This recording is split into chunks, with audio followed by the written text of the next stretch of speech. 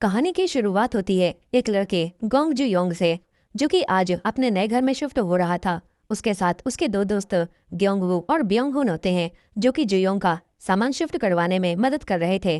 तभी मजाक मजाक में वो जुयोंग के ऊपर सामान फेंकता है, जिससे वो सभी रोड पर गिर जाता है। इसके बाद जुयोंग उन्हें उठाने लगता है। तभी उसे एक ड्राइंग मिलती है, जो कि उसी ने बनाई थी, लेकिन उसे याद नहीं होता कि ये उसने कब बनाई।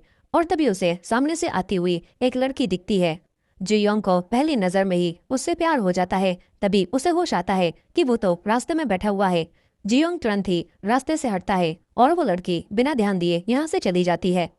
अब अगली सुबह जुयोंग के पास उसके दोस्त की कॉल आती है, जो कि उसे बताता है कि उठ जाओ, आज नए स्कूल के पहले दिन ही तू लेट हो गया है। जुयोंग हड़बड़ी में उठता है और कहने लगता है कि मॉम, आपने मुझे उठाया क्यों नहीं। तभी उसे याद आता है कि अब तो वो अपने नए घर में अपने मॉम डैड से दूर शिफ्ट हो गया है। वो भागते हुए स्कूल जाने लगता है। उसकी बस छूटने वाली थी, लेकिन वो ड्राइवर को थोड़ी देर रुकने के लिए कह देता है। मगर जब जुयोंग बस में चलता है तो उसे याद आता है कि वो तो जल्दबाजी में पैसे लाना भूल ही गया। जुयोंग अपने दोस्त वू से उसका कार्ड लेता है, लेकिन उसके कार्ड में भी बैलेंस कम था। अब जू ड्राइवर से कहने लगता है कि अंकल, मैं आपको पक्का कल पैसे दे दूंगा, आज मुझे ऐसे ही जाने दो। लेकिन बस ड्राइवर नहीं मानते और कहते हैं कि रास्ते से हटो, दूसरों को भी अंदर आने दो। तभी जू देखता है कि वही कल वाली लड़की उसके पीछे खड़ी है। वो लड़की अब जू को देखती है और उसकी तरफ से भी पे कर देती है, जिससे जुयोंग अंदर आ जाता है। वो वू से कहने लगता है कि ओए, अपने पीछे देख, वो लड़की कितनी सुंदर है, उसने मेरी तरफ से भी पे कर दिया, शायद वो मुझे पसंद करती है। अब तो भी बस एक झटके के साथ चलती है और जो गिरता हुआ डायरेक्ट उसी लड़की का कॉर्नर पकड़ लेता है। उसे जैसे ही इस बात का एहसास होता है तो तुरंत ही जू उस लड़की से माफी मांगता है। वो लड़की जुयोंग से कुछ भी नहीं कहती। इसके बाद इनके स्कूल में जब जुयोंग के टीचर इन्हें पढ़ा रहे थे तो तभी उसका दूसरा दोस्त ब्योंग उसके पास मैसेज करके कहने लगता है कि यार, ये सर तो कितना पका रहे हैं, लंच में वो की क्लास में चलेंगे। जू भी मान जाता है। वहीं दूसरी तरफ हम वो की क्लास को देखते हैं, जिसमें वही लड़की भी पढ़ती है। वो अपनी क्लास में आराम से सो रहा था। तभी जुयोंग और ब्योंग यहाँ पर आते हैं। ब्योंग अपने मुंह से बदबूदार डकार छोड़कर वो की नींद खराब कर देता है। यही अब इनके पास इनका चौथा दोस्त मिन भी आ जाता है। अब इसके बाद ब्योंग मिन के ऊपर भी बदबूदार हवा छोड़ता है। जुयोंग को ये सब करवा कर काफी मजा आ रहा था, लेकिन तभी उसकी नजर पड़ती है यहाँ पर बैठी हुई उसी लड़की पर। इस लड़की का नाम जारिम होता है। जुयोंग उसे देखकर शर्माकर तुरंत यहाँ से निकल लेता है। जारिम के साथ उसकी दो दोस्त मिनजी और आरमदी बैठी होती हैं। वहीं पर बाहर जू के दोस्त उस पर हंसने लगते हैं, क्योंकि जू उनसे कह रहा था कि उसे जारिम से पहली नजर में ही प्यार हो गया है। जू कहता है कि शायद हमारी किस्मत में ही एक होना लिखा है। मैं उसे एक ही दिन में कितनी बार मिल लिया, और तो और उसने मेरी तरफ से बस में किराया भी दिया था। जू खुश होने लगता है, लेकिन उसके दोस्त उसका मजाक बनाते हुए कहते हैं कि दिन में सपने मत देख, ऐसा कुछ भी नहीं होने वाला। अब स्कूल के बाद जुयोंग वो के साथ कहीं पर जा रहा था तो तभी इन्हें जारिम दिखती है, जो कि पासे के अपार्टमेंट में रहती थी। जुयोंग ये देखकर कहने लगता है कि देखो, मैं सही था, हमारी जिंदगी में ही मिलना लिखा है, तभी तो वो मेरे घर के इतनी पास रहती है। लेकिन वो कहता है कि अबे आशिक, इस लॉजिक से देखें तो मेरा घर जारिम के काफी ज्यादा करीब है और मैं उसकी क्लास में भी पढ़ता हूँ, यानी कि वो मेरी होगी। तभी जो कहता है कि चलो देखते हैं, अगर वो कल मुझे 8:30 बजे मिली तो समझ जाना हमारा मिलना किस्मत में लिखा है। और फिर अगली सुबह ठीक 8:30 बजे जारिम इन दोनों के सामने बस स्टॉप पर आ जाती है, जिससे जू दोबारा कहने लगता है कि हमारी किस्मत में मिलना लिखा है। मगर वो कहता है कि तू यहाँ पर 20 मिनट से खड़ा होकर उसका इंतजार कर रहा था, ये किस्मत नहीं है। इस पर जुयोंग कहता है कि चलो देखते हैं, अगर उसने स्नैक बार से मेरे जैसा स्नैक खरीदा तो हमारी किस्मत में मिलना लिखा है। लेकिन जारिम कोई दूसरी ड्रिंक खरीद लेती है। इस पर जुयोंग दोबारा से कोई ना कोई वजह बनाकर ये कहने लगता है कि हमारी किस्मत में पक्का मिलना लिखा है। इस सब से अब्बू को काफी गुस्सा आता है। तभी यहाँ पर ब्योंग आ जाता है, जिसने वही ड्रिंक खरीद रखी थी जो ड्रिंक जुयोंग के पास थी। इसके बाद जुयोंग स्कूल के बाहर खड़ा होकर ये कहने लगता है कि अगर जारिम स्कर्ट पहनकर बाहर आई तो समझ जाना हमारी किस्मत में मिलना लिखा हुआ है। ये सब सुनकर वो कहता है कि फिर तो तू ये भी कह देगा कि अगर जारिम सांस लेती है तो तुम्हारी किस्मत में मिलना लिखा है। अब तभी जारिम अपनी दोस्तों के साथ बाहर आती है, जिसने स्कर्ट नहीं पहनी थी। इसके बाद ब्योंग आता है, जिसने स्कर्ट की तरह अपनी जैकेट पहन रखी थी। वो कहता है कि तू इसे ही डेट कर ले, शायद तुम दोनों की किस्मत में मिलना लिखा हुआ है। अब इसके बाद गेम सेंटर में जुयोंग ये सोचता है कि शायद उसकी किस्मत में जारिम नहीं है।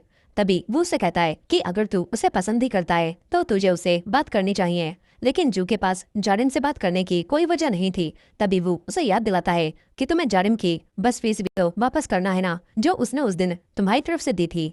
ये बात याद आते ही जू तुरंत ही जारिम के पास जाने लगता है। तभी वो कहता है कि अभी आशिक तुझे पता भी है जारिम का अपार्टमेंट नंबर क्या है। जू को ये बात नहीं पता थी, इसीलिए अब वो से कहता है कि तुम उसकी क्लास में हो, क्या तुम उससे दोस्ती करके मुझे उससे मिलवा सकते हो। वो ये सब करने से पहले मना करने लगता है और कहता है कि तुम्हें खुद ही पहले ट्राई करना चाहिए। अब इसके बाद अगले दिन बस स्टॉप पर जारिम जब खड़ी होती है तो जूयोंग कहता है कि आज से नहीं, मैं अगले दिन से ट्राई करूंगा। फिर अगले दिन वो अपने घर से जारिम को आता हुआ देखता है। जूयोंग जारिम के सामने जाने की कोशिश करता है, लेकिन जारिम पहले ही आगे निकल जाती है। अगले दिन दोबारा जू उसका पीछा करता है, लेकिन जैसे ही जारिम पीछे मुड़ती है तो वो छुप जाता है, मगर तब भी जू का बैग साफ दिख रहा था।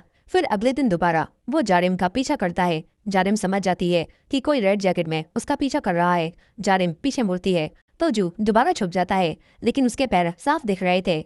अब इसके बाद स्कूल में वो डायरेक्ट जारिम के पास जाकर कहता है कि जारिम, किसी लड़के से दोस्ती करनी है क्या, मैं करवा दूंगा। लेकिन जारिम मना कर देती है। तभी उसकी दोस्त मिंजी कहती है कि मेरी किसी लड़के के साथ डेट अरेंज करवा दो, लेकिन वो मना कर देता है और कहता है कि तुम्हारे साथ डेट करवा कर मैं किसी भी लड़के की जान खतरे में नहीं डालने वाला। अब तभी जारिम इन्हें बताती है कि कुछ दिनों से शायद एक लड़का मेरा पीछा कर रहा है। वो कहता है कि क्या तुमने उसका चेहरा देखा। जारिम मना कर देती है और कहती है कि मुझे सिर्फ इतना पता है कि आज उसने रेड जैकेट पहनी है और उसका हेयर कट बाउल है। वो ये सुनकर तुरंत ही जू के पास आ जाता है और कहता है कि जारिम ने मुझे बताया कोई लड़का आजकल उसका पीछा कर रहा है।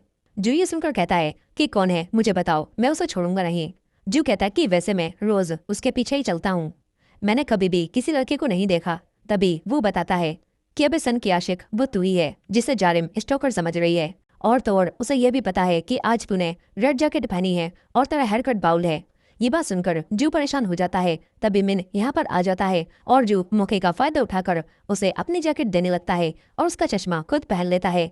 लेकिन मिंजी ने ये सब देख लिया था, वो सब समझ जाती है। जू कहता है कि मैं उसे जानबूझकर स्टॉक नहीं कर रहा, दरअसल मुझे उसके पैसे वापस करने थे, लेकिन मैं उससे बात ही नहीं कर पा रहा। मगर मिंजी कहती है कि तुम जारिम को पसंद करते हो ना। मिंजी उसे चारों तरफ से देखती है और कहती है कि भूल जा, तेरा कोई भी चांस नहीं है, तुझ जैसे लड़कों को जारिम पसंद नहीं करती। जू कहता है कि फिर वो किस टाइप के लड़कों को पसंद करती है, लेकिन ये बात मिंजी को भी नहीं पता थी क्योंकि जारिम ने आज तक किसी भी लड़के को डेट नहीं किया।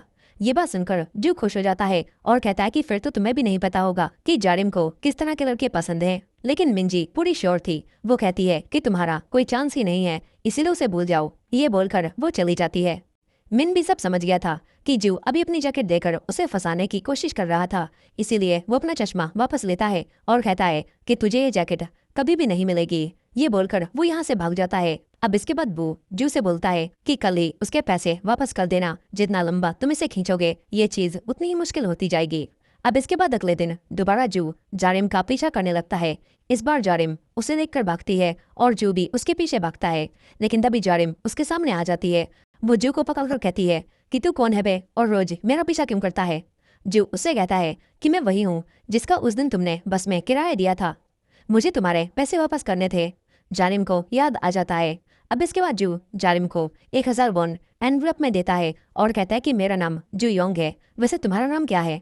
जारिम उसे अपना नाम बताती है और जू कहता है कि मैं तुम्हारे अपार्टमेंट के पास ही में रहता हूँ, क्यों ना हम लोग दोस्त बन जाएं। जारिम भी हाँ बोलकर जाने लगती है। तभी 5 दिन पहले का सीन दिखाया जाता है। जू रात में जाग कर उसी नोट पर वो सारी बातें लिख रहा था, जो बातें वो जारिम से मिलकर उससे कहना चाहता था। और अब जारिम को वो नोट देने के बाद वो सोच रहा था कि जारिम उन्हें पड़ेगी, लेकिन जारिम बिना देखे उनसे बस का किराया दे देती है और ये देखकर जू के अरमानों पर पानी फिर जाता है। अब इसके बाद अगले दिन हम जारिम को उसके घर पर देखते हैं। जारिम की एक छोटी बहन भी होती है जिसका नाम ब्योलेम होता है, और दोनों बहनें सुबह उठते ही बाथरूम की तरफ भागती हैं और पहले जाने के लिए लड़ने लगती हैं। वहीं दूसरी तरफ जूयोंग परफ्यूम लगाकर तैयार हो रहा था और सोच रहा था कि आज तो मैं जारिम से अच्छी दोस्ती करके ही रहूंगा।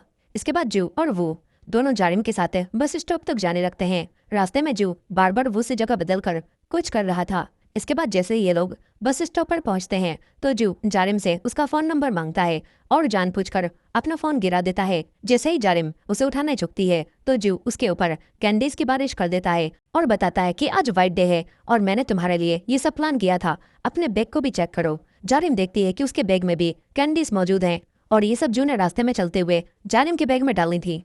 जारिम ये सब देखकर खुश नहीं होती और जू को बिना नंबर दिए फोन वापस करके बस में चल जाती है। फिर स्कूल में जारिम की दोनों दोस्त इतनी सारी कैंडीज देखकर पागल हो जाती हैं। यहीं पर मिंजी कह देती है कि बेचारे जुयोंग को ये बात भी नहीं पता कि तुम्हें कैंडीज पसंद नहीं है। ये बात सुनकर जारिम कहती है कि तुम्हें कैसे पता ये कैंडीज मुझे जू ने दी हैं। मिंजी बात संभालने की कोशिश करती है, लेकिन जारिम समझ जाती है कि वो जू मुझे पसंद करता है और उसने ये बात सबको बता दी है। वो उठकर चली जाती है। वहीं पर जुयोंग अपने दोस्तों को बता रहा था कि कैसे उसने जारिम को कैंडीज दी थी। तभी मिंजी उसके पास भागती हुई आती है और बताती है कि मेरी गलती की वजह से जारिम को पता चल गया है तुम उसे डेट करना चाहते हो। लेकिन जू कहता है कि अच्छा ही हुआ। मिंजी उसे समझाने की कोशिश करती है कि तेरा कोई चांस ही नहीं है। अब तभी जारिम वहां से गुजरती है। जू ये देखकर उसे आवाज दबाता है और ये देखकर मिंजी तुरंत ही छुप जाती है। जू जारिम से कहता है कि तुम मुझे अपना नंबर देना भूल गई थी, अब दे दो। लेकिन जारिम उसे अवॉइड करती है और चली जाती है। फिर मिंजी दोबारा जू से कहती है कि भूल जाओ, तुम उसे कभी डेट नहीं कर पाओगे। अब इसके बाद अगले दिन फिर से सुबह ही जू जारिम के सामने आ जाता है। वो उसे साइन लैंग्वेज में बताता है कि वो उससे प्यार करने लगा है। लेकिन जारिम भी उससे साइन लैंग्वेज में कहती है कि मैं तुझे बीच से काट दूंगी। लेकिन जू तब भी नहीं मानता। वो हर जगह गिटार बजाते हुए उसका पीछा करता है और कहता है कि मुझे अपना नंबर दे दो। जारिम भी गुस्से में आकर उसका गिटार फेंक देती है, लेकिन उसे जू के हाथ में चोट लग जाती है। जारिम उससे माफी मांगती है और कहती है कि तुम्हें ज्यादा तो नहीं लगी ना, मुझे दिखाओ। जू उसे अपना हाथ दिखाता है जिस पर उसने लिख रखा था कि मुझे अपना नंबर दे दो। जारिम गुस्से में जाने लगती है। वो से कहती है कि इसे मेरा नंबर दे देना। वो अब जुयोंग को जारिम का नंबर सेंड कर देता है, लेकिन जू को काफी गुस्सा आता है क्योंकि उसे खुद ही जारिम से बात करके नंबर लेना था। अब इसके बाद जू एक डॉक्टर के पास आता है और बताता है कि मुझे एक बीमारी हो गई है, मैं उस लड़की से अपनी फीलिंग्स शेयर ही नहीं कर पा रहा। डॉक्टर उसे मारकर भगा देते हैं। तभी उसे जारिम आती हुई दिखाई देती है। वो कुछ कहने वाला था, लेकिन जारिम पहले ही कह देती है कि मुझे बात नहीं करनी। ये बोलकर वो चली जाती है। अब इसके बाद जू उदास होकर बैठा होता है। बाहर बारिश हो रही थी और तभी वो जू के पास आकर बताता है कि जारिम आज अपना छाता लाना भूल गई है। ये सुनते ही जू को आइडिया आता है कि वो जारिम के साथ एक ही अम्ब्रेला में घर जा सकता है। उसके बाकी दोनों दोस्त भी यहाँ पर आ जाते हैं। वो जू को अपना अम्ब्रेला देते हैं, लेकिन तभी ब्योंग कहता है कि क्या पता जारिम की दोस्त भी अम्ब्रेला लाई हो, फिर तो जारिम उनके साथ चली जाएगी। ये बात सुनकर जू अब वो से मदद मांगता है। कुछ समय बाद जारिम की दोनों दोस्त अपना अम्ब्रेला चेक करती हैं तो वो वहाँ पर नहीं था और वो भी चुपचाप यहाँ से निकल लेता है। अब इसके बाद जाते समय जो अपना छाता लेकर जारिम के पास जाता है और कहता है कि क्या हम साथ में चलें, लेकिन जारिम पहले ही भाग लेती है। फिर वो भी मिंजी और आरम के अम्ब्रेला को उनके पास रखने लगता है, लेकिन मिंजी ये देख लेती है और आरम फाइटिंग में काफी अच्छी थी। आरम वो को मारने के लिए तैयार हो जाती है। इधर जू अब भी जारिम के पीछे जा रहा था। वो जारिम से कहता है कि हम एक ही अम्ब्रेला को यूज कर सकते हैं, लेकिन जारिम नहीं मानती और जाने लगती है।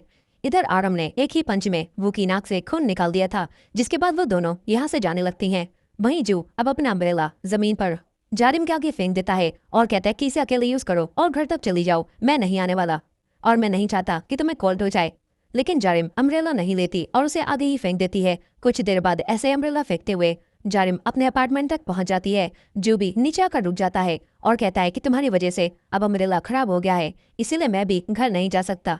अब तभी जारिम देखती है कि उसके पास उसका कार्ड नहीं है, इसीलिए वो अपार्टमेंट की बिल्डिंग में अंदर नहीं जा सकती। वहीं पर उसकी दोनों दोस्तों को जारिम का कार्ड जमीन पर पड़ा हुआ मिलता है। वो उसे उठाकर अपने पास रख लेती हैं। यहीं पर जारिम भी अब जू के साथ ही बाहर खड़ी हुई थी। उसके फोन की बैटरी भी खत्म हो चुकी थी और ये देखकर जू से कहता है कि तुम चाहो तो मेरे घर आ सकती हो, मेरा घर यहाँ से पास ही में है, वहाँ पर तुम अपना फोन चार्ज कर लेना। लेकिन जारिम मना कर देती है। जू गुस्से में कहता है कि ठीक है, अब मैं जा रहा हूँ, मुझे फर्क नहीं पड़ता, तुम्हें चाहे सर्दी लगे या फिर चाहे कुछ भी हो। ये बोलकर वो चला जाता है। वहीं दूसरी तरफ मिंजी और आराम से रेस्टोरेंट में खाना खा रही थी, क्योंकि ये ट्रीट उन्हें वो ने दी थी और वो के दोस्त भी उसका लंबा चौड़ा बिल बनवाने के लिए खूब खाना खाने में लगे हुए थे। आराम कहती है कि हमें पहले जारिम के पास चलकर उसे उसकी कीज दे देनी चाहिए, वो बाहर खड़ी होगी। लेकिन मिंजी कहती है कि उन्हें डिस्टर्ब करने की कोई जरूरत नहीं है। ये बात सुनकर आराम समझ जाती है कि जरूर ऐसी बारिश में जू जारिम को अपने घर ले जाएगा और उन दोनों में अच्छी दोस्ती हो जाएगी। लेकिन ऐसा कुछ भी नहीं हुआ था और जारिम अकेले खड़ी हुई थी। मगर तभी यहाँ पर जू वापस आ जाता है। वो अपने घर से जारिम के लिए कुछ कपड़े लाया था। जारिम कहती है कि तुम भीगे क्यों हो, क्या तुम्हारे पास कोई दूसरा अम्ब्रेला नहीं था क्या?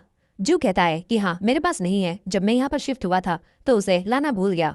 जारिम उससे कहती है कि वैसे तुम वापस क्यों आए हो। इस पर जू कहता है कि जाहिर सी बात है मुझे तुम्हारी चिंता हो रही थी। ये देखकर अब जारिम जू से कहती है कि चलो तुम्हारे घर चलते हैं। वो जाने वाली थी लेकिन तभी एक आंटी बिल्डिंग के अंदर से निकल कर आती हैं, जिससे दरवाजा खुल जाता है और जारिम अंदर जा पाती है। लेकिन अब वो जू को भी अंदर खींचकर उससे कहती है कि 2 मिनट यहीं पर इंतजार करो। जारिम उसे अपने घर से अपना एक स्वेटर लाकर देती है जो कि गीला नहीं था और इसे पहनने के लिए कहती है। साथ ही जारिम उसे एक दवाई भी देती है ताकि जू को सर्दी ना लगे और जाने के लिए जारिम जू को एक अम्ब्रेला भी देती है और कहती है कि इस सब के बाद भी अगर तुम बीमार पड़ गए ना तो मैं तुम्हें खुद जान से मार दूंगी। ये बोलकर वो चली जाती है। जू अब खुश होकर जाने लगता है। वो जारिम के कपड़ों में जारिम की स्मेल को सूंघ रहा था। तभी यहाँ पर जारिम की बहन लिम आ जाती है। वो उसे देखती है और सोचती है कि ये कौन है। इसके बाद लिम ऊपर आकर जारिम से कहती है कि नीचे जो लड़का है वो तुम्हारा दोस्त है ना, आखिर तुमने उसे मेरी हुडी क्यों दी। जारिम उसे छलकर खुश होने लगती है और वहीं पर जू सोच रहा था कि ये स्वेटर जारिम का है। और इसी एंडिंग के साथ इस के ड्रामा के 2 एपिसोड्स की कहानी यहीं पर खत्म हो जाती है। दोस्तों अगर आपको इस के ड्रामा के आगे के एपिसोड्स भी देखने हैं तो कमेंट सेक्शन में नेक्स्ट पार्ट लिखना मत भूलेगा और इस वीडियो को भी लाइक करके हाइप कर दीजिएगा।